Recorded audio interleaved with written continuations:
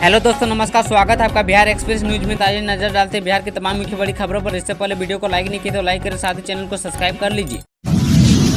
आयुष डॉक्टरों की 3270 पदों पर नियुक्ति की अनुशंसा स्थगित, जाने क्यों लिया यह फैसला।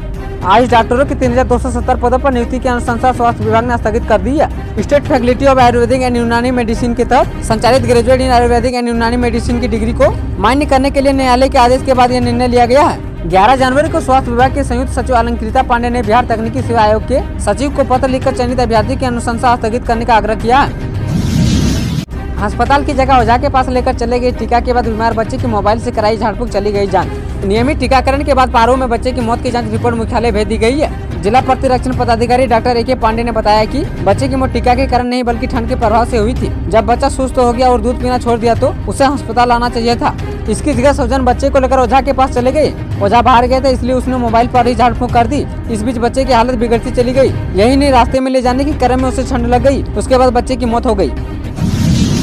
बीपीएससी पास नवनियुक्त शिक्षकों की अब ज्वाइनिंग शुरू, जाने आपको किस स्कूल में मिलेगी जिम्मेदारी। बिहार लोक सेवा आयोग की ओर से दूसरे चरण में चयनित शिक्षकों के स्कूलों का आवंटन किया जा रहा है। पिछली बार की तरह इस बार भी सभी नवनियुक्त शिक्षकों को ग्रामीण क्षेत्र में अवस्थित सरकारी स्कूलों में नियुक्ति की जा रही है। शिक्षा विभाग की ओर से दूसरे चरण में चयनित और प्रथम चरण में पूरक परिणाम में सफल रहे 96,823 शिक्षकों को स्कूल आवंटन की प्रक्रिया शुरू की गई है। शिक्षा विभाग की ओर से पहले उन शिक्षकों का योगदान कराया जाएगा जिनकी काउंसिलिंग पूरी हो चुकी है। अब तक 73,000 से अधिक चयनित शिक्षकों की काउंसिलिंग पूरी हो चुकी है। 20 जनवरी तक राज्य के सभी 38 जिलों से स्कूल और विषयवार रिक्त पदों और नियुक्ति पत्र प्राप्त शिक्षकों की सूची मांगी गई है। जिलों से रिपोर्ट मिल जाने के बाद विभाग सॉफ्टवेयर के माध्यम से शिक्षकों को स्कूल आवंटित करेगा।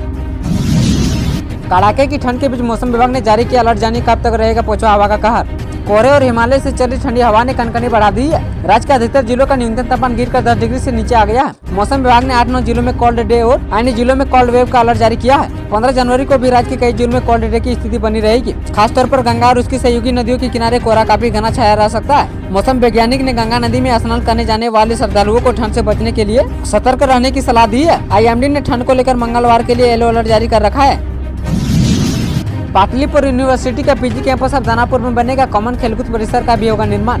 पाटलिपुत्र विश्वविद्यालय पीजी कैंपस अब बख्तियारपुर में नहीं बल्कि दानापुर में बनेगा। पिछले दिनों कुलपति सर राज्यपाल राजेंद्र विश्वनाथ अलंकर की अध्यक्षता में हुई कैबिनेट की बैठक में पीजी कैंपस निर्माण को हरी झंडी दी गई है, जिसके बाद कुलपति RK सिंह ने विशेष टीम के साथ BS कॉलेज दानापुर का निरीक्षण किया है। इस संबंध में कॉलेज के एसोसिएट प्रोफेसर आशुतोष कुमार ने बताया कि कुलपति ने भूमि भवन निर्माण विशेष टीम को 4 दिनों के अंदर भूमि संरक्षण कर प्रारूप तैयार करने का निर्देश दिया है। इसके बाद पीजी कैंपस बनाने के लिए DPR तैयार किया जाएगा। साथ ही जल्द ही निर्माण की दिशा में कार्रवाई की जाएगी। कॉलेज के पास 11 एकड़ जमीन है। इसमें से 5 एकड़ जमीन पाटलिपुत्र यूनिवर्सिटी पीजी कैंपस के निर्माण के लिए ऑफर की गई है। बिहार में ठंड का कहर कब तक रहेगा, मौसम विभाग ने बता दी तारीख, जानी कब से मिलेगी राहत।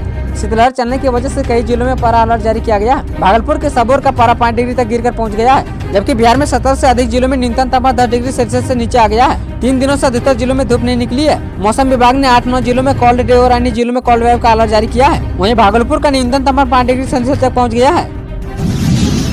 महिला की पीट कर हत्या, घर भी फूंका लगाया, यह घिनौना आरोप।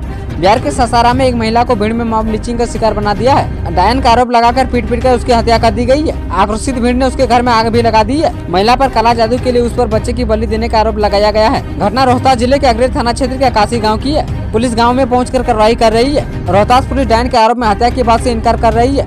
SP विनीत कुमार ने बताया कि 2 परिवारों के बीच चल रहे पुराने विवाद में महिला की हत्या की गई है। उसके परिवार के समर्थकों ने महिला की हत्या कर दी और घर में आग लगा दिया। रविवार की रात इस वारदात को अंजाम दिया गया था। लव मैरिज से घुसाई पिता का बेटी पर जानलेवा हमला, कोचिंग से भागकर की थी शादी। बिहार के मुजफ्फरपुर में बेटी की लव मैरिज से नाराज एक पिता ने उसे धारदार हथियार से काटकर मारने की कोशिश की है। बेटी ने कोचिंग से भागकर शादी कर ली थी। पूरा परिवार इससे बहुत गुस्से में था। रविवार की शाम पिता ने बहाना बनाकर उसे घर में बुलाया और जान लेने की नियत से धारदार हथियार से वार कर दिया। पति के साथ भागकर पीड़ित जूही ने अपनी जान बचाई। घटना मीनापुर थाना क्षेत्र के वासुदेव छपरा गांव की है। पीड़िता जूही कुमारी का इलाज मुजफ्फरपुर स्थित SK मेडिकल कॉलेज हॉस्पिटल में चल रहा है। इससे पहले लोकल डॉक्टर से उसका इलाज कराया गया, जहां से उसे रेफर कर दिया गया था। जूही ने बताया कि कोचिंग में पढ़ने जाती थी। वहीं सोनू नामक युवक से उसे प्यार हो गया। मिलते जुलते और बात करते हुए दोनों एक दूसरे के करीब आ गए, लेकिन एक जाति नहीं होने के कारण परिवार के लोग शादी के खिलाफ हो गए। प्यार को मंजिल तक पहुंचाने के लिए 6 माह पहले दोनों ने भागकर शादी कर ली थी और दोनों घर से अलग रह रहे थे। इंटर एग्जाम देने आई छात्रा से विरोध पर दुष्कर्मी ने लड़की को दी खौफनाक सजा, ICU में भर्ती। बिहार के समस्तीपुर में इंटर की छात्रा के साथ पहले रेप किया गया और विरोध करने पर जहर पिलाकर जान मारने की कोशिश की गई। पीड़ित छात्रा 15 दिनों से ICU में भर्ती है। छतरा इंटर की परीक्षा देने अपने ससुराल से दादी के गांव आई थी। घटना सिंघिया थाना क्षेत्र के एक गांव की है। पुलिस मामले की छानबीन कर रही है। छतरा अभी तक ठीक से बात नहीं कर पा रही है। छतरा की दादी ने बताया कि पिछले महीने पोती की शादी की थी, कभी कर्ज लेकर उसे ससुराल विदा किया था। लड़की के जन्म से माँ बाप नहीं है, उसके माता पिता की मौत हो गई थी। बड़ी मुश्किल से उसे पाल पोस कर बड़ा किया था। आरोपी की पहचान हो गई, फिर भी उसे पुलिस नहीं पकड़ रही है। लड़की के साथ गाँव के ही कृष्णा पंडित नामक युवक ने इस वारदात को अंजाम दिया था। सहरसा को रेलवे की ओर से मिल रही बड़ी सौगात, दिल्ली जाने के लिए वंदे भारत एक्सप्रेस चलाने की तैयारी। नए साल में सहरसा को वंदे भारत ट्रेन की सौगात मिल सकती है, इसे लेकर रेलवे तैयारी में जुट गई है। वहीं पूर्व मध्य रेलवे के उच्च अधिकारियों के अनुसार 2024 में देश के हर कोने से वंदे भारत ट्रेन चलाई जाएगी। जैसे जैसे ट्रैक मेंटेनेंस कर फिट दिया जा रहा है, वहाँ से वंदे भारत ट्रेन चलाई जा रही है। सहरसा जंक्शन भी वंदे भारत ट्रेन चलाने की सूची में शामिल है। फिलहाल रेलवे इसकी तैयारी में जुट गई है। ट्रैक मेंटेनेंस से लेकर हर रेल कर्मियों को परीक्षण दिया जाएगा। वही रेल अधिकारी भी इस बात का दावा कर रहे हैं कि सहरसा से भी वंदे भारत ट्रेन चलाई जा सकती है। हालांकि ट्रेन चलने को लेकर अभी कुछ समय निर्धारित नहीं किया गया है।